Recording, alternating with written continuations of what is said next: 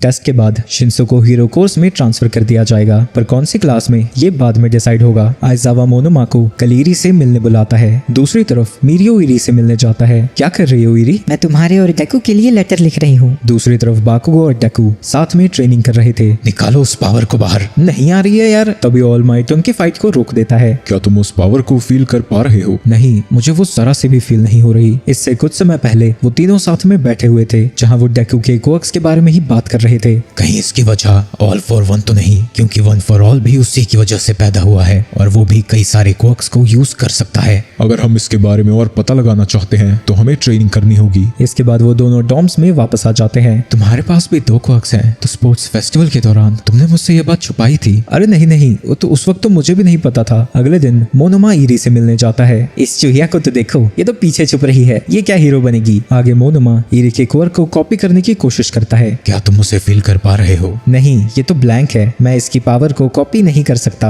मैंने सोचा था कि अगर तुम इसके क्वर्क को कॉपी कर लोगे तो तुम इसे ट्रेन कर पाओगे, क्योंकि ये अपनी पावर्स की वजह से खुद के और दूसरों के लिए खतरा है, पर लगता है ऐसा नहीं हो पाएगा। तुम्हारा ब्लैंक से क्या मतलब है? तुम्हारा क्वर्क और इरी का क्वर्क पावर को इकट्ठा करता है, लेकिन मैं सिर्फ क्वर्क के नेचर को कॉपी कर सकता हूँ, इकट्ठा की गई पावर को नहीं। अच्छा, तो तभी ये फटा नहीं उस वक्त। दूसरी तरफ बाकुगो और शोटो अपने एग्जाम को पास कर जाते हैं और उन्हें प्रोविजनल लाइसेंसेस मिल जाते हैं। आगे कुछ विलन्स सामान चोरी करके भाग रहे थे, लेकिन वहाँ शोटो और बाकुगो आ जाते हैं। शोटो अपनी आइस से उन सभी को रोक देता है, जिसके बाद बाकुगो अपने एक्सप्लोजन से उनके ऊपर हमला करता है, लेकिन शोटो ने जिस विलन को जमाया था वो उसकी बर्फ से बाहर निकल जाता है, जिसके बाद वो अपने साथियों के साथ वहाँ से भागने लगता है। पर बाकुगो वहाँ जाकर एक ही झटके में उसके सभी साथियों को ढेर कर देता है, जिसके बाद वो उनके लीडर पर हमला करने जाता है, पर वो बाकुगो के ऊपर अटैक करने लगता है, जिससे बाकुगो डॉज कर लेता है। तो खुद को बचाने के लिए वो चारों तरफ हमला करने लगता है, जिससे आसपास की चीजें टूटने लगती हैं। तो शोटो उसके ऊपर फायर से हमला करता है और उसे भी हरा देता है। आगे हम डेका नाम की सिटी को देखते हैं, जो कि अचानक से ही तबाह होने लगती है, और उस तबाही के बीच में शिगराकी हंस रहा था। वहीं उन विलन्स को पकड़ने के बाद बाकुगो और शोटो का इंटरव्यू हो रहा था। क्या आप लोगों को साथ में ट्रेनिंग करके मजा आता है? अबे ओ आंटी, क्या हमें देखकर ऐसा लगता है तुझे? हाँ, हम दोस्त जो हैं। हम दोस्त कब बने साले हीटर? दूसरी तरफ क्लास 1 के स्टूडेंट्स उनका इंटरव्यू देखकर हंस रहे थे। वहीं डेकू न्यूज देख रहा था, जिसमें डेका सिटी के ही इंसिडेंट के बारे में बताया जा रहा था, जो कि 9 दिन पहले हुई थी। इसके बाद उनकी क्लास में माउंट लेडी और मिडनाइट आते हैं। ये दोनों तुम सबको मीडिया से बात करना सिखाएंगे। इसके बाद उन सभी के लिए स्टेज सेट कर दिया जाता है और माउंट लेडी एक एक करके सभी के इंटरव्यू लेती है। इसके बाद सभी टीचर्स की मीटिंग शुरू हो जाती है। पब्लिक सेफ्टी हमें फिर से हीरो जॉब ट्रेनिंग को शुरू करने को कह रही है। लगता है उन्होंने कोई खतरा डिटेक्ट किया है, जिसे वो भी सीक्रेट रखना चाहते हैं, और शायद ये डेका सिटी के इंसिडेंट से रिलेटेड है। तो हम स्टूडेंट से ये कहेंगे कि उनकी छुट्टियों का होमवर्क है। इसके कुछ दिनों बाद सारे स्टूडेंट्स क्रिसमस की पार्टी कर रहे थे। आगे हॉक्स उड़ता हुआ डाबी से बात कर रहा था। जो उस दिन हुआ वो काफी अनएक्सपेक्टेड था। ऐसी कई सारी चीजें हो गई जिस पर हमारा कंट्रोल नहीं था। अगर तुम चाहते हो कि हम तुम पर भरोसा करें तो तुम्हें कुछ करना होगा, और इस बार नंबर 1 हीरो की जगह कोई और होना चाहिए। ये सारी चीजें हीरो पब्लिक सेफ्टी कमीशन भी सुन रहे थे। वहीं हॉक्स उससे कहता है कि अब से वो कोड वर्ड में बात करेंगे। इसके बाद वो बेस्ट जीनिस्ट के पास जाता है, जहाँ वो उसका हालचाल पूछ रहा था, लेकिन तभी अचानक से वो पीछे से उसके ऊपर हमला कर देता है और उसकी बॉडी को पैक करके लीग ऑफ विलन्स के लिए ले जाने लगता है। इसके कुछ समय बाद वो किसी लोकेशन पर जाता है जहाँ एक और प्रो हीरो पहले से ही मौजूद था। उसके पीछे एक और बंदा भी है, जिसका थोपड़ा हमें नहीं दिखाया जाता। उसी ने हॉक्स की मदद से कई सारी छोटी छोटी डिवाइसेस इंस्टॉल करवाई हैं, जिससे वो हीरो नेटवर्क की सारी इंफॉर्मेशन हैक कर सकते हैं। दूसरी तरफ बाकुगो, शोटो और डेकू तीनों एंडेवर की एजेंसी को ज्वाइन करते हैं। Welcome to Endeavour agency. मैं इन सबको ट्रेन नहीं करना चाहता। मैंने सिर्फ शोटो की वजह से तुम दोनों को परमिशन दी है। मैं तुम्हें स्पोर्ट्स फेस्टिवल से देख रहा हूँ। काफी घटिया किस्म के इंसान हो तुम। शोटो, तुमने कैसे दोस्त बनाए हैं? ये तो बिल्कुल टपोरी है। तभी एंडेवर वहाँ से भागने लगता है। पीछे रहो और मुझे देखकर सीखो। वो तीनों भी उसके पीछे जाने लगते हैं। एंडेवर स्टार सर्वेंट नाम के विलन की तरफ जा रहा था, जो आसपास के सभी ग्लास को इकट्ठा करके हमला करने की तैयारी कर रहा है। लेकिन तभी वहाँ पर एंडेवर आ जाता है, जो अपनी फायर से उस पूरी बॉल को पिघला देता है। उसे देखकर वो विलन वहाँ से भागने लगता है। एंडेवर भी उसका पीछा कर रहा था। वहीं उस विलन के साथी पहले से ही उसका इंतजार कर रहे थे, पर वो तीनों के साथ साथ वहाँ हॉक्स भी आकर उन्हें रोक देता है। उन सभी विलन्स को पकड़ने के बाद हॉक्स एक बुक निकालता है, जिसका नाम मेटा लिबरेशन वॉर है। अगर सिर्फ कुछ लोगों को फ्रीडम दी जाती है तो सारा बोझ बचे हुए लोगों को उठाना पड़ता है। अगर तुम्हारे पास पढ़ने का समय नहीं है तो मैंने कई चीजें हाईलाइट की हैं, तुम सिर्फ वही पढ़ लेना। मेटा लिबरेशन आर्मी का लीडर डेस्ट्रो था। वो ऐसी सोसाइटी बनाना चाहता था जिसमें अपने लिए हर बंदा खुद रिस्पॉन्सिबल हो। तो इसका मतलब क्या है? अगर ऐसा हुआ तो हमारे पास बहुत ज्यादा टाइम होगा। शायद वो लोग मुझे देख रहे हैं, तो मैं तुम्हें सिर्फ ऐसे ही बता सकता हूँ। प्लीज एंडेवर, मेरे मैसेज को समझने की कोशिश करो। एंडेवर उस बुक को ले लेता है। कम से कम हाईलाइटेड पार्ट्स को पढ़ लेना, खासकर सेकंड पार्ट। जिसके बाद वो वहाँ से चला जाता है। वहीं एंडेवर ने नोटिस कर लिया था कि हॉक्स का बिहेवियर काफी अलग है। इसके बाद वो तीनों एंडेवर की हीरो एजेंसी में जाते हैं। वहीं एंडेवर ऑफिस में बैठकर उसी बुक को पढ़ रहा था। आखिर हॉक्स कहना क्या चाहता था? तभी वो हर हाईलाइटेड सेंटेंस के सेकंड लेटर को पढ़ने लगता है और सारी चीजों को जोड़ने के बाद उसे पता लगता है कि लिबरेशन आर्मी ने 1000 से भी ज्यादा विलन्स को इकट्ठा किया है, जो कि 4 महीने के अंदर अपने कदम को आगे बढ़ाएंगे। पर उनके कुछ करने से पहले हॉक्स कोशिश करेगा कि वो उन्हें सिग्नल दे दे, पर इस दौरान उन्हें नए हीरोज को तैयार करना होगा। एंडेवर समझ जाता है कि हीरो का मिशन भी सीक्रेटली इस पर काम कर रहा है। लगता है मुझे उन तीनों को बराबरी से ट्रेन करना होगा। दूसरी तरफ हॉक्स लिबरेशन आर्मी के हेडक्वार्टर में जाता है, जहां लीग ऑफ विलन्स के साथ लिबरेशन आर्मी के मेंबर्स भी बैठे हुए थे। हमें पता चला कि तुम इस बुक को हीरोज को दे रहे थे, यानी तुमने इसे जरूर पढ़ा है। तुम हमारे विजन को समझ चुके हो। इसके बाद बाकी के विलन्स भी उसकी तारीफ करते हैं और उसे वहां से जाने को कहते हैं, लेकिन जाने से पहले हॉक्स उनके मीटिंग रूम में अपने फेदर्स को फैला देता है, जिनसे वो बाहर खड़ा होकर उनकी बातें सुन सकता है। उससे पता लगता है कि 4 महीने में शिगाराकी सब कुछ डिस्ट्रॉय कर देगा, पर स्टूडेंट्स की ताकत पहले से कितनी बढ़ गई है उन्हें ये नहीं पता है, जिसका फायदा हीरोज का होने वाला है। इसके बाद एंडेवर उन तीनों की ट्रेनिंग शुरू कर देता है, जिसके लिए वो उन्हें बाहर लेकर जाता है। हीरोज के 3 काम होते हैं, रेस्क्यू, इवैक्यूएशन और फाइटिंग। आज तुम्हें विलन्स तक मुझसे पहले पहुंचकर दिखाना है। इसके बाद एंडेवर वहां से जाने लगता है और वो तीनों भी उसका पीछा करने लगते हैं। एंडेवर उन सभी से पहले उस बाइक पर भाग रहे विलन को पकड़ लेता है और उसके बाद वो तीनों वहां पहुंचते हैं। आगे एंडेवर फिर से वहां से चला जाता है और वो तीनों उसके पीछे जा रहे थे। आगे वो उन सबसे पहले हर जगह पहुंचता रहता है। वो बाकुगो और शोटो को सेम ही एडवाइस देता है, उन्हें अपनी पावर्स को बिना सोचे यूज करना सीखना होगा। वहीं डेके को अपनी पुरानी पावर पर कंट्रोल करना चाहिए और उसके बाद ही अपनी नई पावर को ट्राई करना चाहिए। दूसरी तरफ वो चाको और सू ड्रैगन हीरो रियोको के साथ ट्रेन कर रहे थे। वो एक धमाके को इन्वेस्टिगेट करने जा रहे हैं। ये धमाका ऐसी फैक्ट्री में हुआ है जो कोर्क एनहांसमेंट ड्रग्स बनाती है, पर असल में ड्रग बनाने का मटेरियल वहां से चोरी हो चुका था और वो धमाका सिर्फ डिस्ट्रैक्शन था।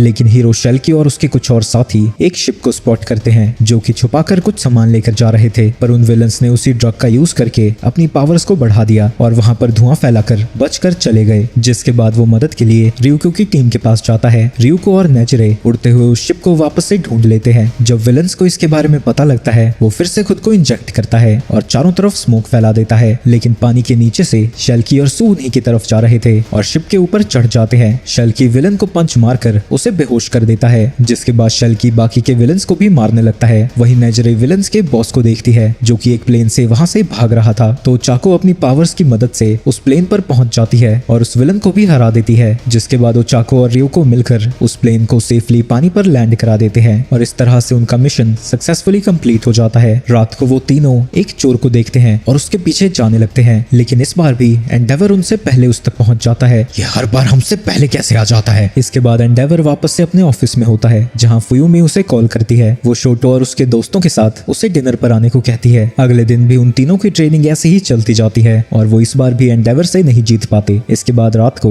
वो उन्हें डिनर पर लेकर जाता है, जहां नात्सुओ भी आया हुआ था। डिनर करने के बाद हम एंडेवर को देखते हैं। आज फिर से मुझे वही सपना आया। सारी फैमिली डिनर कर रही थी, पर मैं वहाँ नहीं था। काश तुम वहाँ होते, टोया। डिनर खत्म होने के बाद एंडेवर सभी को वापस यूए ले जाने लगता है। वहीं एक सन की विलन अपनी सजा काट के जेल से बाहर आ चुका है, जो कि एंडेवर के हाथों पर लोग सुधारना चाहता है, तो इसलिए वो नात्सुओ को किडनैप कर लेता है। वहीं वो तीनों एंडेवर की कार में बैठकर जा रहे थे। क्यों बे नंबर 1 हीरो, बड़ी कार नहीं ली जाती तुझसे? वाह, चूजे के लिए फ्री की सवारी भी कम पड़ रही है। तभी वो विलन जिसका नाम एंडिंग है, वो नात्सुओ को उनकी कार की तरफ फेंकता है। एंडिंग अपनी पावर से सड़क पर बनी किसी भी लाइन को कंट्रोल कर सकता है। एंडेवर उससे लड़ने के लिए बाहर आ जाता है, पर एंडिंग ने नात्सुओ को उसके सामने ही रखा था। एंडेवर, क्या मैं तुम्हें याद हूँ? 7 साल पहले मैंने तुम्हारे पागलपन को रोका था। तुमने मुझे याद रखा है, सच में मुझे बड़ी खुशी हुई। हीरोज किसी को भी नहीं मारते हैं ना, पर अगर मैं इसे मार दूं तब तो तुम मुझे मारोगे। प्लीज एंडेवर, अपनी रोशनी से भरी फ्लेम से मुझे राख में बदल दो। जैसा कि मैंने शुरू में बताया था, ये विलन सन की है। दूसरी तरफ वो तीनों स्टूडेंट्स भी कार के अंदर से बाहर आ जाते हैं। तभी वो ड्राइवर एक लीवर को खींच के उन तीनों के सूट्स उनकी तरफ फेंक देता है। वो तीनों उसकी तरफ हमला करने जाते हैं, पर एंडिंग अपनी लाइंस की मदद से उन्हें पीछे ही रोकने की कोशिश करता है, क्योंकि वो सिर्फ एंडेवर को चाहता है। पर वो तीनों बड़ी ही आसानी से उसकी लाइंस को डिस्ट्रॉय कर देते हैं और फिर से एंडिंग की तरफ जाने लगते हैं। और जब एंडेवर उसकी तरफ जाता है, वो अचानक से नात्सुओ को उसके बीच में ले आता है। ये देखकर एंडेवर डर जाता है और उससे लगने लगता है कि वो शायद अपने एक और बेटे को खो देगा, जिसकी वजह से से वो एक कदम आगे भी नहीं बढ़ा पाता और वो तीनों उससे आगे निकल जाते हैं। लगता है तुम्हारे बेटे की जिंदगी भी तुम्हें हीरो बनने से नहीं रोक सकती।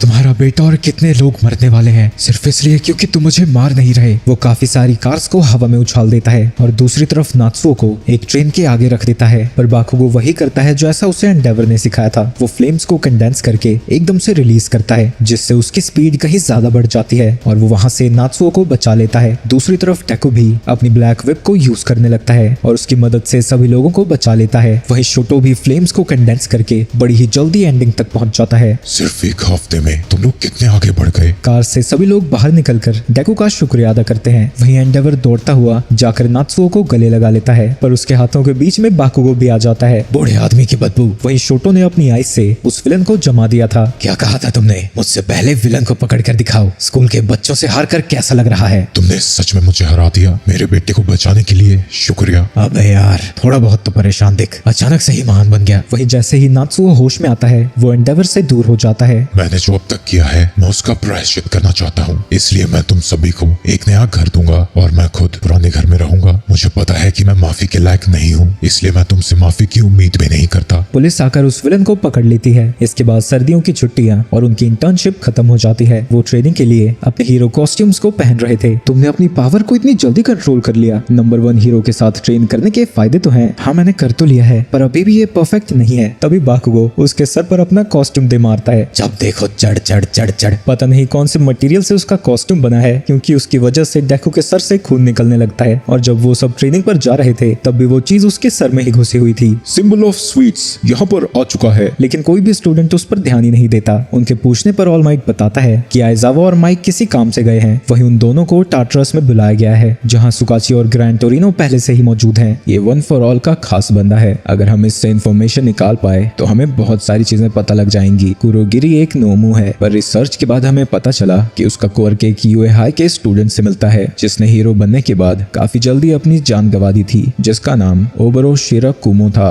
ये सुन के आइजावा शॉक हो जाता है। इसके बाद आइजावा का पास्ट दिखाया जाता है और हमें पता चलता है कि वो तीनों साथ में यूए हाई गए थे। ओबरो ग्रेजुएशन के बाद उन दोनों के साथ मिलकर अपनी एजेंसी खोलना चाहता है। जब तक हम तीनों साथ हैं हम कुछ भी कर सकते हैं। आइजावा डिटेल संभाल लेगा और हिजाशी नेगोशिएशन। लेकिन इसके कुछ दिनों बाद वो वर्क स्टडी के दौरान मारा जाता है। उसने कहा था कि वो तीनों साथ में एजेंसी खोलेंगे, लेकिन ग्रेजुएशन से पहले ही वो उन दोनों को छोड़कर जा चुका था। हमें लगता है कि उसके अंदर ओबरो का कुछ ना कुछ हिस्सा जिंदा है। जिस नोमू से एंडेवर लड़ा था उसकी बॉडी को हमने एनालाइज किया। उसे एक स्ट्रीट फाइटर की डेड बॉडी से बनाया गया था, यानी नोमू बनने के बाद भी उनके अंदर ह्यूमंस का कुछ हिस्सा बचा होता है। इसके बाद आइजावा और माइक कुरोगिरी से बात करने जाते हैं। इरेजर उसके कोर को डिसेबल कर रहा था, लेकिन फिर भी उसकी बॉडी उसी धुएं के रूप में ही थी, तो शायद उसकी बॉडी का कोई नॉर्मल फॉर्म है ही नहीं। तुम्हें याद है, मैं हमेशा डरा रहता था। मुझ में तुम्हारे जितनी हिम्मत थी ही नहीं, पर तुम हमेशा मुझे मोटिवेट करते रहते थे। तुम जानते हो, मैं और हिजाशी अब टीचर्स हैं। मैं हमेशा कोशिश करता रहता हूँ कि मेरे स्टूडेंट्स वो गलती ना करें जो तुमने की थी। मैं नहीं चाहता कि उनकी जान ऐसे ही चली जाए, पर उन्हें तुम्हारे जैसा साफ दिल का होना चाहिए। ओबरो,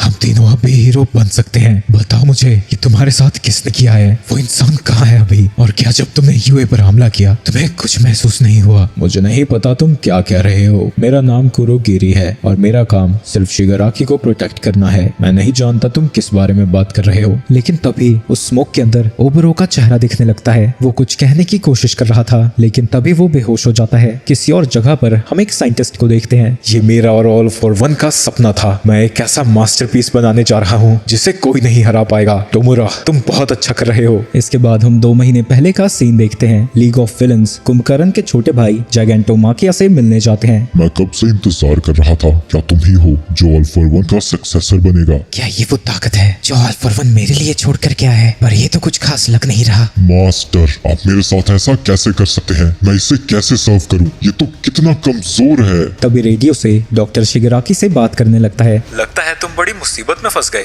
यही सवाल थोड़ी देर बाद पूछना, शायद तब तक ये मर चुका होगा। इसे हल्के में मत लो शिगाराकी। शिगराकी ये ऑल फॉर वन का सबसे बड़ा फैन है और उसका बॉडी गार्ड भी रह चुका है। इसका शरीर इतना ज्यादा मजबूत है कि बिना किसी मॉडिफिकेशन के ये कई सारे क्वर्क्स को होल्ड कर सकता है। जैगेंटोमाकिया वफादार है लेकिन सिर्फ ऑल फॉर वन के लिए। तभी डाबी माकिया के ऊपर हमला कर देता है, लेकिन उसके हमले से उसका कुछ भी नहीं बिगड़ता, जो देखकर वो हैरान हो जाता है। वो डाबी की तरफ बढ़ने लगता है, लेकिन तभी रेडियो से ऑल फॉर वन की आवाज आती है, जिसकी आवाज सुनते ही वो डॉगी की तरह शांत हो जाता है। मुझे पता था ऑल फॉर वन की आवाज इसे शांत कर देगी, तभी मैंने उसे रिकॉर्ड करके रख लिया था। आगे उन सभी के मुंह से अजीब सा लिक्विड बाहर आने लगता है, जिसकी मदद से डॉक्टर उन सभी को अपने पास टेलीपोर्ट कर लेता है। ये नोमू तो अलग दिख रहे हैं। शाबाश डॉबी, तुम पहचान गए। ये कोई नॉर्मल नोमूज नहीं, हाई एंड्स हैं। अरे शिगराकी, तुमने अपने बाल बढ़ा लिए। और बताओ तुम्हारे पिता और बाकी सब कैसे हैं? वो सब ठीक है। मैंने अपने सारे एक्सपेरिमेंट्स ऑल फॉर वन को समर्पित किए हैं, पर मैं तुम्हारी मदद क्यों करूं? तुमने अभी तक कुछ भी बड़ा नहीं किया है। जब मैं आप लोगों से मिला था तब से मुझे अपने पास्ट का कुछ याद नहीं है, लेकिन जब भी मैं इन्हें पहनता हूँ मेरा गुस्सा बढ़ता ही जाता है। इसके बाद हम उसका पास्ट देखते हैं। तुम कब से भाग रहे हो टोमुरा, सिर्फ इस उम्मीद में कि कोई तुम्हारी मदद करेगा, पर हर कोई तुम्हें ये सोचकर छोड़ देता है कि कोई हीरो तुम्हें बचा लेगा। पर सच तो ये है, कोई हीरो यहाँ नहीं आने वाला। पर फिक्र मत करो, मैं यहाँ आ चुका हूँ। इसके बाद वो उसे एक रूम में लेकर जाता है। अब से ये रूम तुम्हारा है और मैं तुम्हारा मास्टर। आगे डॉक्टर वहाँ कुछ हाथों को लेकर आता है। तुम्हारी फैमिली के सिर्फ यही हिस्से बचे हैं। उन्हें देखकर शिगराकी उल्टी करने लगता है। तुम्हारा दिमाग भले ही सब कुछ भूल चुका हो, पर तुम्हारे शरीर को याद है। मैं तुम्हें सिखाऊंगा इस निराशा से बाहर कैसे आना है। मैंने तब से इतना कुछ किया है, हीरो सोसाइटी को तोड़ दिया, याकुजा पर राज किया, लेकिन मुझे किसी से भी शांति नहीं मिल रही है। मुझे हर उस इंसान से तकलीफ है जो जी रहा है। मैं पूरी दुनिया को खत्म करना चाहता हूँ, इसलिए डॉक्टर मेरी मदद करो। सारी दुनिया को पता चलना चाहिए कि नर्क दिखता कैसा है। तभी टोगा उससे पूछती है कि क्या वो उन्हें भी डिस्ट्रॉय कर देगा जिससे वो प्यार करती है। मैं अपने दोस्तों की कदर करता हूँ तो मैं ऐसा नहीं करूँगा। शिगराकी, मैंने पहले ही तुम्हारे लिए कुछ ताकत तैयार रखी है, पर उससे पहले तुम्हें खुद को साबित करना होगा। जिसने तुम्हें रिजेक्ट किया है, जाओ उसे अपना गुलाम बनाओ। आगे शिगराकी अपने साथियों के साथ माकिया के साथ फाइट कर रहा था। उन्हें माकिया से लड़ते हुए 1 महीने से भी ज्यादा हो गया है। माकिया कभी खाना खाता ही नहीं और सिर्फ 3 घंटे के लिए ही सोता है, और जैसे ही उसकी नींद खुलती है वो शिगराकी को ढूंढ लेता है, चाहे वो कहीं भी छुपा हो। इस पूरे समय के दौरान शिगराकी को मुश्किल से ही कभी सोने का समय मिलता है। वहीं उसके बाकी की टीम बारी बारी से रेस्ट करते रहते हैं। आगे वो उसी के साथ फाइट के बाद रेस्ट कर रहे थे, तभी ट्वाइस को डेस्ट्रो की कॉल आती है, जो कि लिबरेशन आर्मी का लीडर है। ट्वाइस उससे जिरन के बारे में पूछता है। वो हमारे ही पास है और अभी के लिए जिंदा है। तुम्हें यकीन नहीं होता तो न्यूज पे देख लो। डेस्ट्रो ने हर उस जगह पर जिरन की उंगलियां रखी हैं जहां पर पहले लीग ऑफ विलेंस की फाइट हुई थी। इतना टॉर्चर करने पर भी इसने कुछ नहीं बताया, यहाँ तक कि फोन से भी सारा डेटा डिलीट कर दिया, पर इसका कोई फायदा नहीं हुआ। हमने डेटा रिकवर कर लिया है। मैं तुम सभी को सैटेलाइट से देख रहा हूँ। अगर तुम में से किसी ने भी मेरी बात नहीं मानी तो तुम्हारी लोकेशन सबसे ताकतवर हीरोज को भेज दी जाएगी और लीग ऑफ विलेंस खत्म हो जाएगा। हमारी लिबरेशन आर्मी रेडी है। पूरे जापान के चारों तरफ हमारे पास 1 लाख से भी ज्यादा सोल्जर्स हैं। तुम्हारी ऑर्गेनाइजेशन बहुत फेमस हो गई है, तो तुम्हें हराने के बाद हमें और भी ज्यादा सपोर्ट मिलेगा। तुम्हारे पास आधा घंटा है। अगर तुम जिरन को बचाना चाहते हो तो डेका सिटी में पहुंच जाओ। तुम्हारे पास 2 चॉइस होगी, क्या तुम हमारे खिलाफ खड़े होकर खत्म हो जाओगे या फिर कुछ नहीं करोगे और हीरोज तुम्हें पकड़ लेंगे। डॉक्टर, माकिया कितनी देर में उठ जाएगा? उसे 2 घंटे लगेंगे। हाँ, क्या तुम उससे ऐसे ही लड़ने वाले हो? तुमने सुना ना, उनके पास 1 लाख से भी ज्यादा सोल्जर्स हैं। मैं कहीं भी जाऊं ये माकिया मुझे ढूंढ लेगा, इसलिए मैं इस माकिया को उन्हें 1 लाख लोगों से लड़ाऊंगा, जिससे उसके सोल्जर्स भी हार जाएंगे और माकिया थक जाएगा, तो मैं माकिया को भी हरा पाऊंगा। जब दुनिया में पावर्स आनी शुरू हुई थी, पावर वाले ह्यूमंस को मेटा ह्यूमंस कहा जाने लगा। ह्यूमंस और मेटा ह्यूमंस आपस में समझौते करने लगे ताकि वो साथ में शांति से रह सकें। लेकिन इसी दौरान एक चिकारा नाम का बंदा आंदोलन छेड़ देता है। वो चाहता है कि मेटा ह्यूमंस को अपनी पावर्स को फ्रीली यूज करने का हक होना चाहिए, क्योंकि ये बेसिक ह्यूमन राइट्स हैं। लोग उससे जुड़ते गए और वो खुद को लिबरेशन आर्मी बुला रहे थे, और वो लीडर अपना नाम डेस्ट्रो रख लेता है। धीरे धीरे उनके मेंबर्स को अरेस्ट किया जाने लगा और उनका लीडर भी जेल में बंद हो गया। डेस्ट्रो ने उस बुक को जेल में ही लिखा, जिसके बाद उसने आत्महत्या कर ली, लेकिन उसे पता नहीं था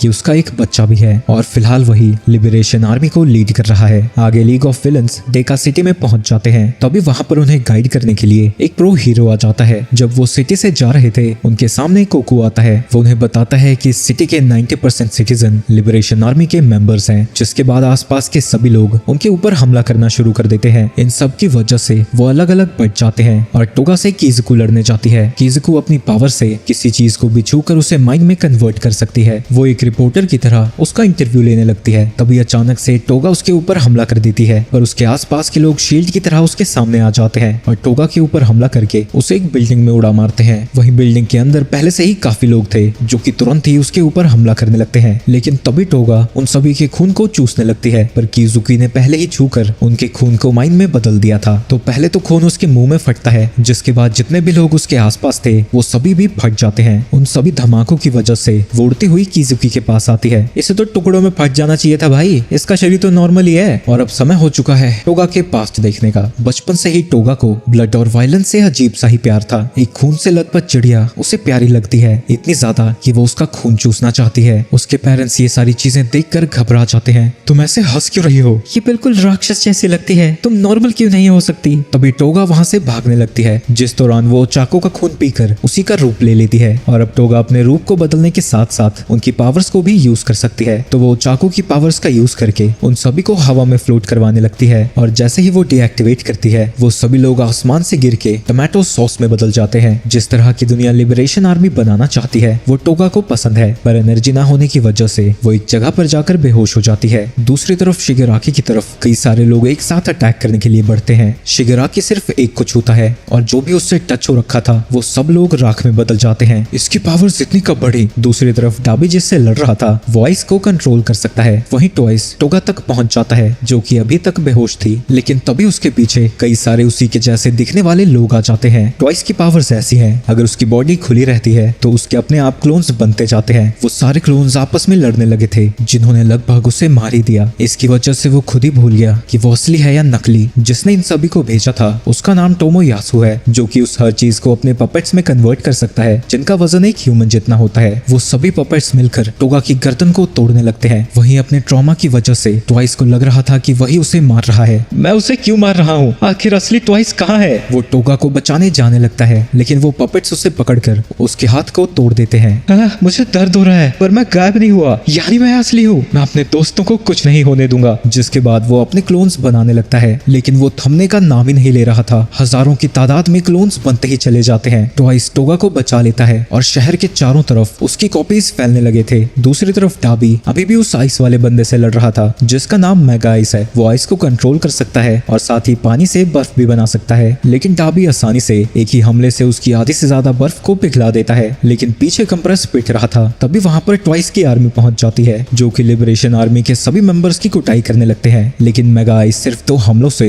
लगभग 100 क्लोन्स को खत्म कर देता है। इस चीज को कंप्रेस नोटिस कर लेता है और वो प्लान बनाता है कि वो लोग इस चीज को जाइगेंटोमाकिया पर यूज करेंगे। तभी माकिया की नींद खुल जाती है और वो पूरी स्पीड से शिगराकी की तरफ जाने लगता है। शिगराकी और स्पिनर उस टावर की तरफ जा रहे थे जहाँ जेरन और डेस्ट्रो है, पर तभी उनके सामने बहुत सारे लोग आ जाते हैं। लेकिन तभी वहां पर ट्वाइस भी आ जाता है और वो उन सभी लोगों से लड़ने लगता है, पर ट्वाइस ने पहले ही अपने क्लोन को बिल्डिंग के अंदर भेज दिया था। वहां पहुंचते ही वो शिगराकी और बाकियों के क्लोन्स बनाने लगता है और वो सब डेस्ट्रो से लड़ने लगते हैं, पर डेस्ट्रो एक ही हमले से उन सभी को हरा देता है और इससे बिल्डिंग का एक हिस्सा भी टूट जाता है। पर शिगराकी का क्लोन अभी भी वहीं मौजूद था, लेकिन वो भी ज्यादा देर तक उससे नहीं लड़ पाता और डेस्ट्रो उसे हाथ में पकड़ लेता है। पर उसी दौरान शिगराकी बिल्डिंग तक पहुंच चुका था और वो उसे छूकर पूरी बिल्डिंग को ही नीचे गिरा देता है। पर इतने सारे मलबे के नीचे दबने के बाद भी डेस्ट्रो सही सलामत था और अब उसका साइज बहुत ही ज्यादा बड़ा हो रखा है। डेस्ट्रो अपने कोर की वजह से जितना भी ज्यादा स्ट्रेस में होता है उतनी ही ज्यादा उसकी पावर्स बढ़ती है। शिगराकी उसके ऊपर हमला करने जाता है पर डेस्ट्रो जंप करता है और जमीन पर कूदकर उसे जोर की पंच मारता है, जिसके बाद वो उसे हाथों में पकड़ लेता है। क्या तुम्हें पता है शिगराकी, मेटाबिलिटीज पर्सनालिटी से रिलेटेड होती हैं। मैं पहले ये तुमसे पूछ नहीं पाया, तुम्हारे दिल पर ऐसा कौन सा बोझ है? तुम किस तरह की दुनिया बनाना चाहते हो, या तुम एक खोखले इंसान हो जो सिर्फ सब कुछ तबाह करना चाहता है? तभी शिगराकी को एक हाथ दिखता है, हाना का हाथ। पास्ट के सीन में ऑल फॉर वन उसे अपने फैमिली मेंबर्स के हाथ दे रहा था।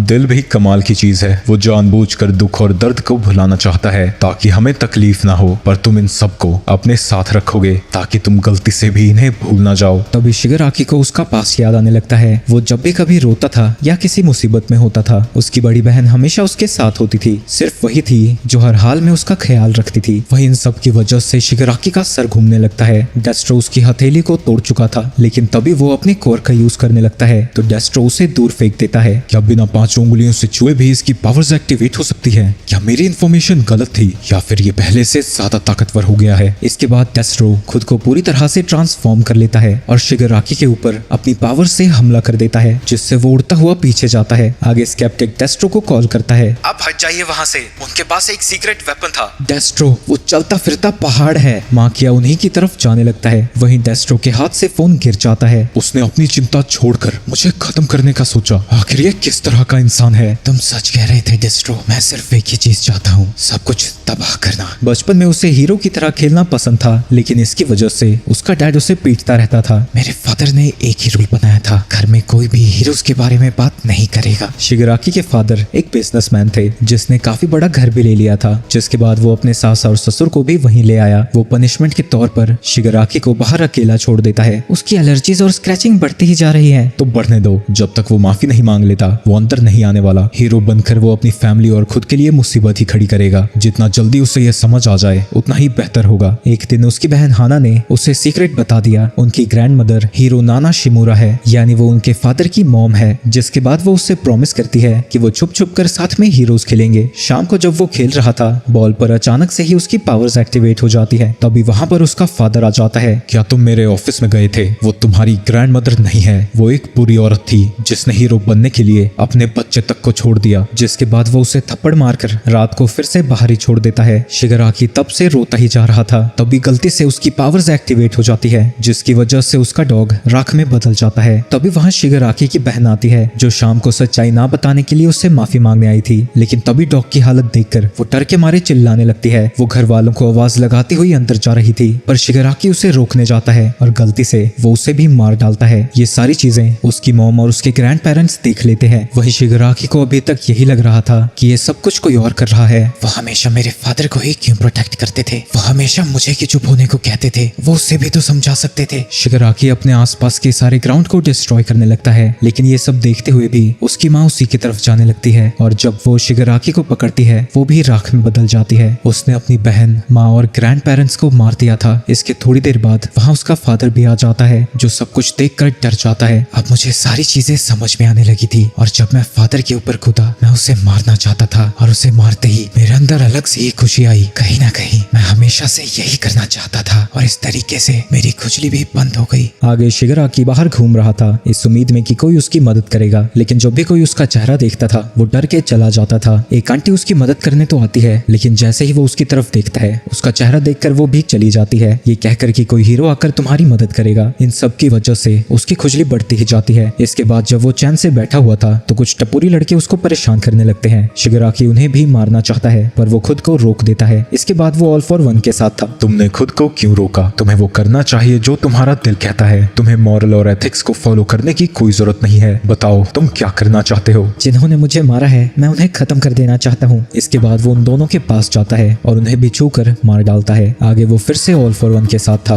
जहाँ ऑल फॉर वन टेंको शिमुरा से टोमुरा शिगराकी रख देता है। टोमुरा का मतलब दुख होता है और शिगराकी ऑल फॉर वन का सरनेम है। अब मुझे सब याद आ गया है, मैंने अपनी फैमिली को इसलिए मारा था क्योंकि मैं मारना चाहता था। डेस्ट्रो उसके ऊपर हमला करने जाता है, लेकिन शिगराकी अपने एक हाथ से ही उसके अटैक को भी डिस्ट्रॉय कर देता है। तो डेस्ट्रो अपना आर्मर एक्टिवेट करता है। इस आर्मर में बड़ी बड़ी कीलें थी जो कि उसके शरीर के अंदर जा रही थी, जिससे उसकी पावर्स 150% बढ़ जाती है। लेकिन जब वो शिगराकी को पंच करता है, शिगराकी उसके हाथ को ही खत्म कर देता है। जिसके बाद शिगराकी जमीन पर हाथ लगाता है, जिससे उस जमीन के साथ साथ उसके आसपास का पूरा एरिया डिस्ट्रॉय होने लगता है और डेस्ट्रो का आर्मर भी उससे नहीं बच पाता। इसी दौरान वहां पर माकिया भी पहुंच जाता है, जो शिगराकी को इस तरह से देखकर हैरान हो जाता है। वो उस पूरे एरिया को डिस्ट्रॉय कर रहा था और पागलों की तरह हंस रहा था। शिगराकी लगभग आधी डेका सिटी को डिस्ट्रॉय कर देता है। वहीं डेस्ट्रो ने अपने पैर को काटकर खुद को बचा लिया था। अगर वो ऐसा नहीं करता तो उसकी पूरी बॉडी डिस्ट्रॉय हो जाती। वैसे एक बात बताना, हम लड़ क्यों रहे थे? हाँ याद आया, तुम हमसे फाइट करना चाहते थे ना? तभी वहां पे लिबरेशन आर्मी के बचे खुचे लोग आ जाते हैं जो डेस्ट्रो की मदद करना चाहते थे, पर शिगराकी को देखकर वो वहां से हिल भी नहीं पाते। अगर हम और लड़ते गए तो हम पूरी तरह से खत्म हो जाएंगे। जिसके बाद डेस्ट्रो अपनी आर्मी के साथ साथ शिगराकी के सामने सरेंडर कर देता है। आगे हम एक बड़ा सा हॉल देखते हैं जहाँ कई सारे लोग इकट्ठा हो रखे थे। लिबरेशन वॉरियर्स, तुम सभी का स्वागत है। आज से मेटा लिबरेशन का नया जन्म होने जा रहा है। अब से लिबरेशन आर्मी और लीग ऑफ विलन्स साथ में काम करने वाले हैं और हमारा नया नाम पैरानॉर्मल लिबरेशन है।